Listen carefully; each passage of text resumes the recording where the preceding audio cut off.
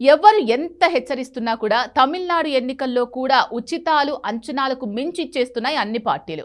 అసలు రాష్ట్రం ఆర్థికంగా ఏమైపోతుందో అన్న ఆలోచన లేదా పార్టీలకు అసలు? తమిళనాడులో రాష్ట్రం బలమైన ఆర్థిక వ్యవస్థ ఉన్న రాష్ట్రం అది. One of the highly industrialised state. వాళ్ళు ఎకానమీ వాళ్ళు చాలా కాలంగా కొన్ని దశాబ్దాలుగా వెల్ఫేరు, ఎకనామిక్ గ్రోత్ రెండిటిని బ్యాలెన్స్ చేస్తున్న రాష్ట్రం. అసలు అన్ని వనరులు లేని రాష్ట్రాలు కూడా అదే పనులు చేస్తున్నాయి కదా!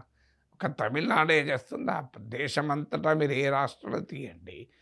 ఉచిత పథకాలు, సంక్షేమ పథకాలపైనే ఎన్నికలకెళ్తున్నారు. ఎందుకంటే ప్రజలు లాంగ్ టర్మ్ ఆలోచన లేదు. దీర్ఘకాల అభివృద్ధి వల్ల మాకు లాభాలు. ప్రజలు తక్షణం తమకేమొస్తాయి.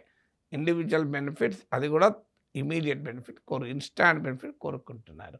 సో, డిమాండ్ తగ్గట్టు సప్లై ఉంటది. ప్రజలకు కూడా ఏ పార్టీ గెలిస్తే ఏంటి, ఏ రాయి అయితే ఏంది, తలకాయ పగలగొట్టుకోవడం అనే భావన ఉన్నప్పుడు, 2 రాజకీయ పార్టీల మధ్య పెద్ద తేడా లేదని ప్రజలు భావించినప్పుడు, తమకు ఎంత మిగిలితే అంత నయమని అనుకునేటువంటి అవకాశం కూడా ఉంటది. అందుకే ఎన్నికల సమయంలో డబ్బులు పంచితే గెలుస్తున్నారు.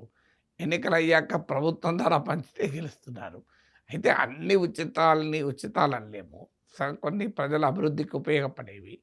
కొన్ని సామాజిక భద్రతకు ఉపయోగపడేవి. కొన్ని మాత్రం కేవలం ప్రభుత్వము రాయితీలిచ్చి ఓట్లు తెచ్చుకోవాలి. అందువల్ల అల్టిమేట్‌గా ప్రజల చైతన్యంతోని ఈ ధోరణి మనం అరికట్టగలం.